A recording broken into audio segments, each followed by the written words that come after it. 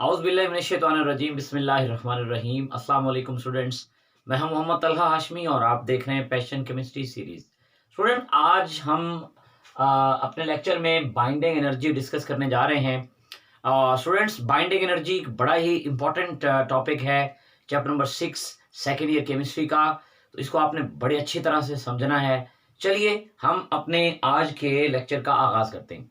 Student, binding energy क्या है? Student, पहले हम इसको डिफाइन करते हैं।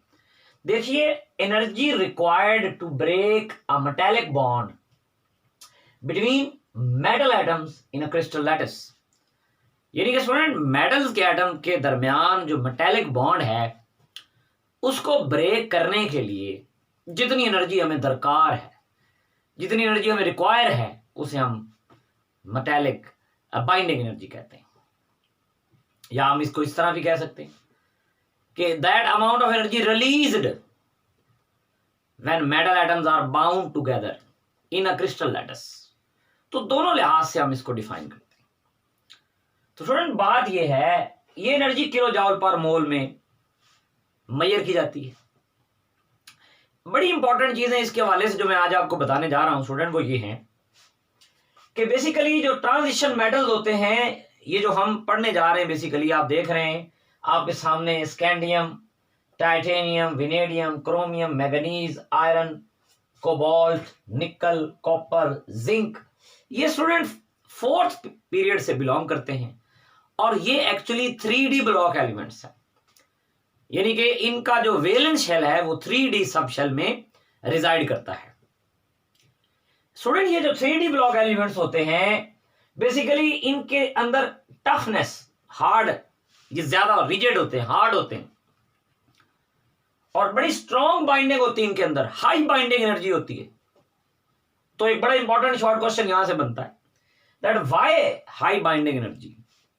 ये जो 3D ब्लॉक एलिमेंट्स हैं या जो ट्रांजिशन एलिमेंट्स हैं, ये स्टूडेंट क्यों हाई बाइंडिंग एनर्जी शो करते हैं? तो स्टूडेंट, बड़ी इंपॉर्टेंट बात कि जब transition elements with outer 4s सब शेल, यानी कि इनका जो आउटर 4s सब शेल होता है स्टूडेंट्स, उसके साथ साथ जो इनर 3D सब शेल होता है, that also take part in the bonding.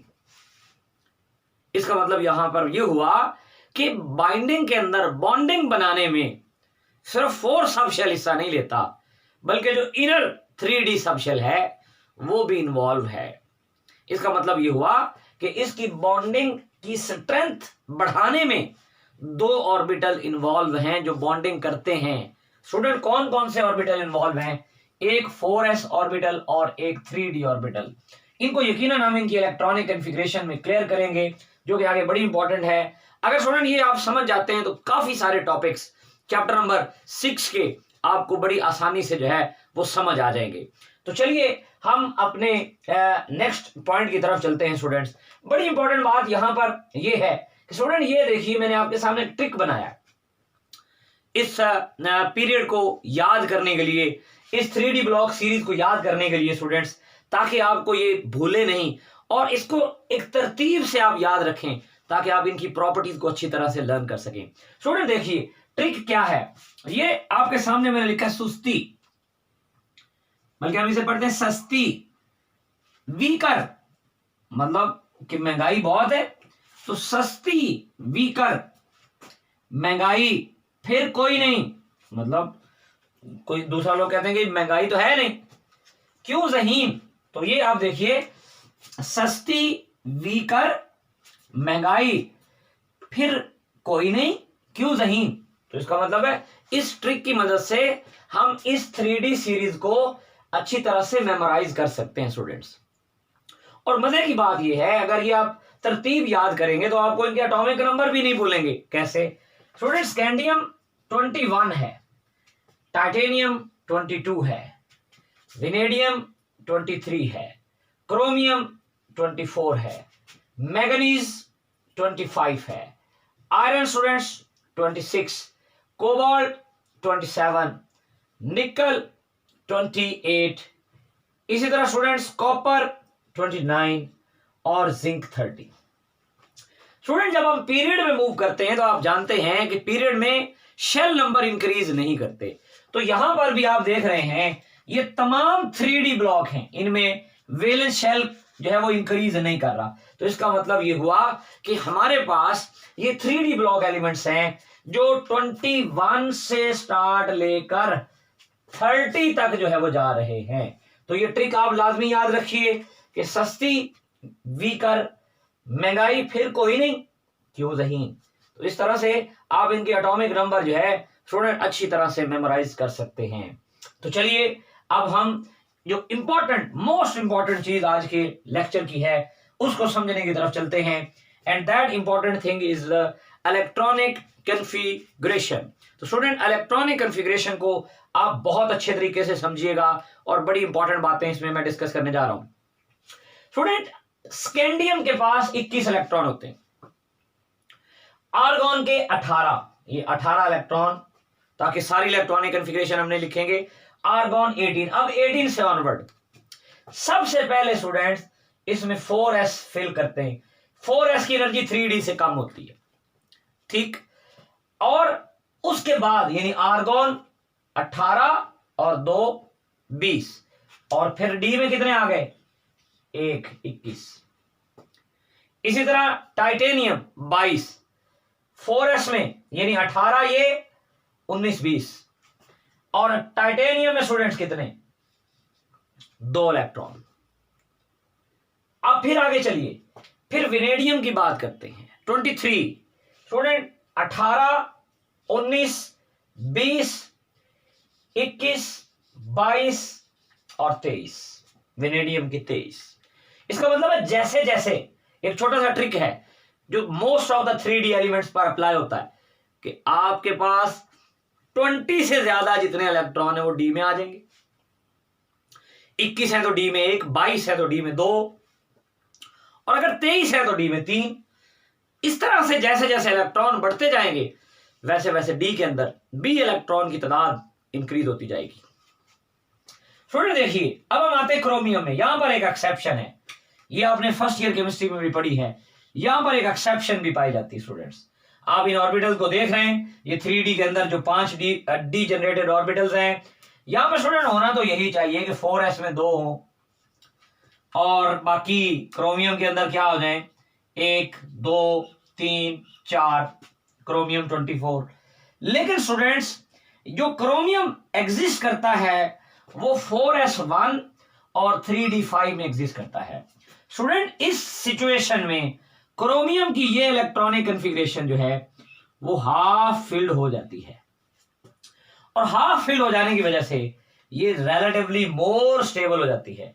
तो इसका मतलब है क्रोमियम अपनी इस मोर स्टेबल इलेक्ट्रॉनिक कॉन्फ़िगरेशन में एग्जिस्ट करता है जिसमें 4s भी हाफ फिल्ड हो जाता है और 3d भी हाफ फिल्ड हो जाता है।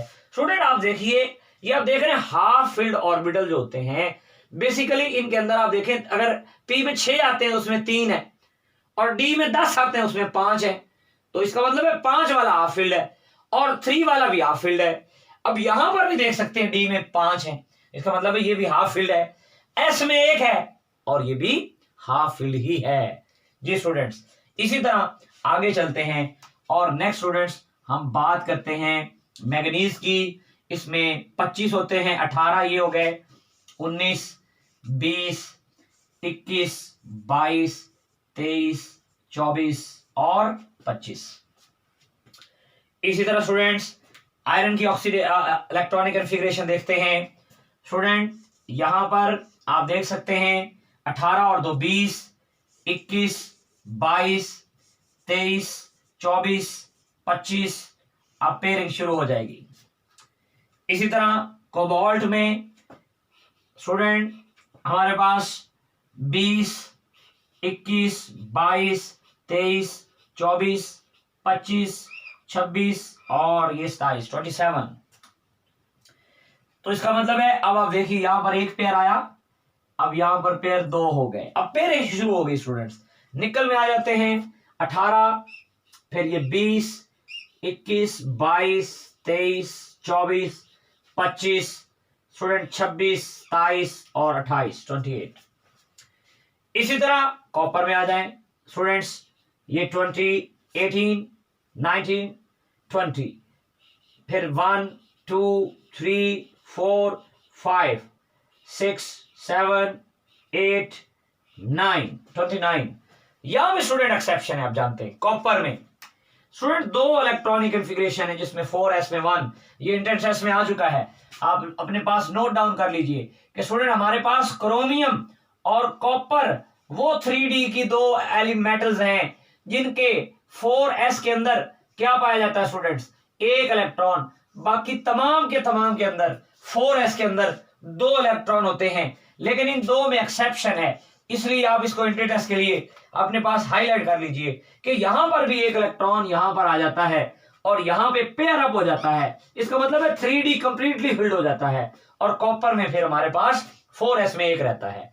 जबकि जिंक जो है यहां पर आपके पास 2 20 हो गए, 21 22 23 24 25 26 27 28 29 और 30।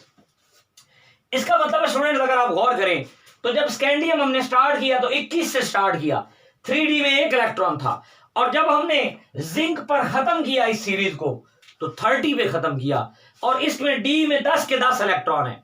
इसका मतलब है यहां पर डी में 1 2 3 4 5 6 7 8 9 और 10। इसका मतलब है डी सब शेल भरता जा रहा है, डी सब शेल की फिलिंग हो रही है। इसीलिए तो इन्हें डी ब्लॉक एलिमेंट्स कहते हैं कि जिनमें D sub shell in the process of filling होता है स्टूडेंट्स, वो डी सब शेल या डी ब्लॉक एलिमेंट या ट्रांजिशन एलिमेंट्स कहलाते हैं। तो अब यहां पर आप देख सकते हैं कि हमारे पास ये इलेक्ट्रॉनिक कॉन्फ़िगरेशन, दो एक्सेप्शन मैंने आपके सामने स्टडी कर दी। अब स्टूडेंट हम बात करते हैं कि ये बाइंडिंग एनर्जी कैसे वेरी करती है, ये क्यों वेरी करती है, इसकी क्या रीजन है। स्टूडेंट बाइंडिंग एनर्जी जो है एक्चुअली डिपेंड करती है किस पे, जरा तवज्जो कीजिएगा। जो स्टूडेंट बाइंडिंग एनर्जी है इन मेटल्स की, वो बेसिकली डिपेंड करती है, इसकी जो डिपेंडेंस होगी it depends upon number of unpair electrons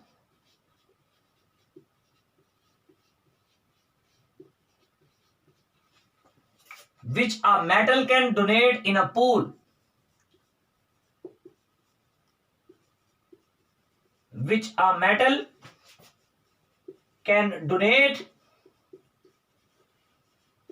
in a pool।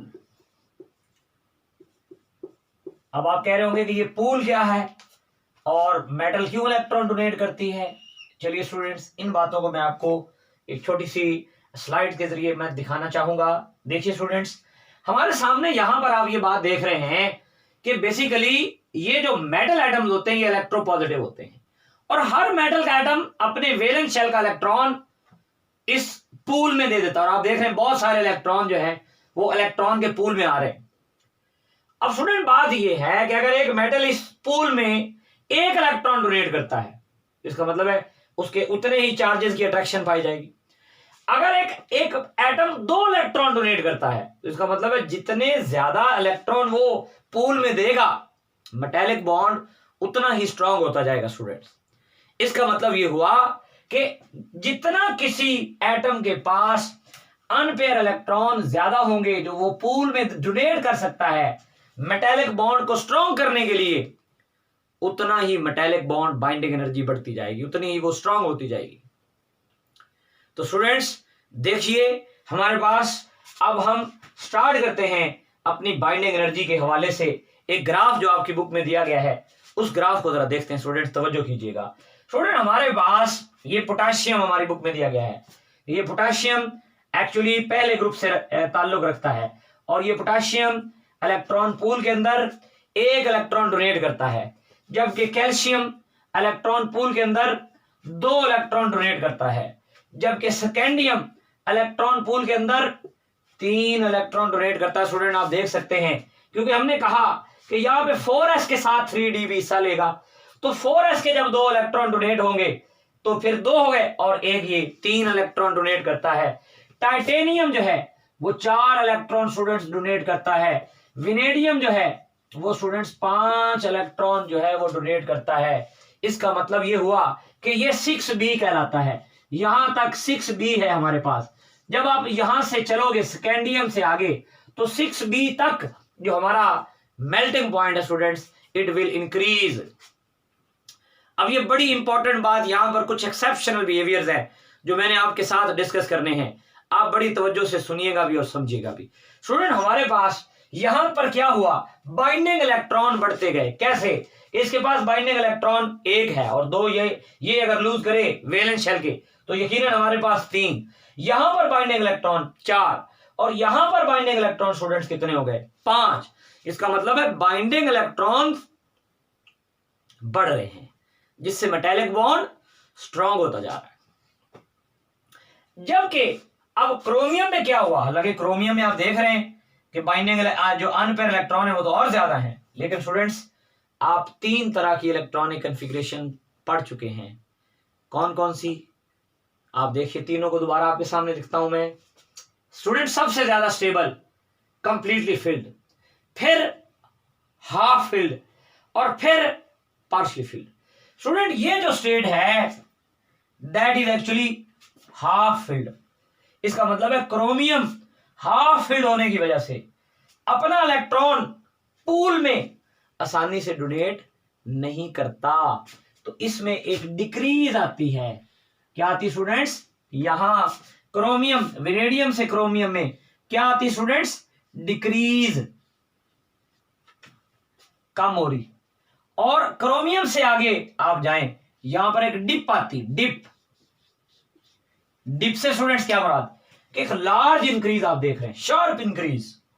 अब हमने कहा भी ये क्या वजह हुई, देखिए स्टूडेंट्स यहां पर दोनों हाफ फिल्ड थे, 4sb 3db, लेकिन आप मैग्नीज में देखिए एक s ऑर्बिटल क्या है स्टूडेंट्स, cf, और ये स्टूडेंट्स क्या है, hf। ये कंप्लीटली फिल्ड है और ये हाफ फिल्ड है। इसका मतलब ये हुआ कि इसकी इलेक्ट्रॉनिक कॉन्फ़िगरेशन जो मैग्नीज की है वो क्रोमियम से भी ज्यादा स्टेबल है, इसलिए ये आसानी से अपने इलेक्ट्रॉन को पूल में डोनेट नहीं कर पाएगा, जिस वजह से एक डिप आपको ऑब्जर्व करने को मिलती है, एक शार्प डिक्रीज आपको ऑब्जर्व करने को मिलती है। ये रीजन है एक्चुअली। अब क्या रीजन है, ये कंप्लीटली फिल्ड या फिल्ड, यहां पर दोनों HF, ये रिलेटिवली लेस स्टेबल और ये रिलेटिवली मोर स्टेबल।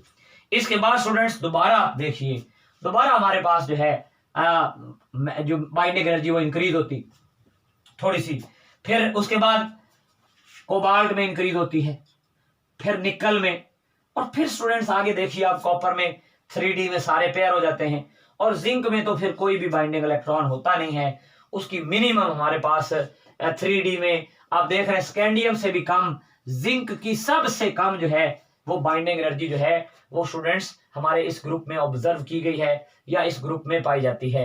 तो ये स्टूडेंट हमारे पास बाइंडिंग एनर्जी का एक ग्राफ था, एक ट्रेंड था, जो हमने देखा कि 6b तक तो वो इंक्रीज करता है, फिर क्रोमियम और मैग्नीज के लिए वो क्या करता है, वो स्टूडेंट्स डिक्रीज करता है, शार्प डिक्रीज करता है, फिर आयरन से निकल तक जो है वो थोड़ा सा इंक्रीज करता है, और फिर उससे आगे ऑनवर्ड 2b तक जो है स्टूडेंट्स वो क्या करता है, डिक्रीज करता है, क्योंकि आगे पेयरिंग स्टार्ट हो गई है, अनपेयर इलेक्ट्रॉन कम हो गए हैं। स्टूडेंट देखिए अब इसके पास कोई अनपेयर इलेक्ट्रॉन नहीं है मेटल के पास, तो इसका मतलब है ये इलेक्ट्रॉन पूल में इलेक्ट्रॉन को लूज करना इसके लिए बहुत मुश्किल है। ये इलेक्ट्रॉन पूल में इलेक्ट्रॉन नहीं देगी, जिसकी वजह से इसकी बॉन्डिंग बड़ी वीक हो जाएगी, इसमें मेटालिक बॉन्ड वीक हो जाएगा और इसकी बाइंडिंग एनर्जी भी स्टूडेंट्स कम हो जाएगी, वो भी डिक्रीज हो जाएगी। ये थी हमारी बाइंडिंग एनर्जी। उम्मीद करता हूं स्टूडेंट्स आपको इसकी अच्छी तरह समझ आ गई होगी। नेक्स्ट लेक्चर तक इजाजत दीजिए। अल्लाह हाफिज।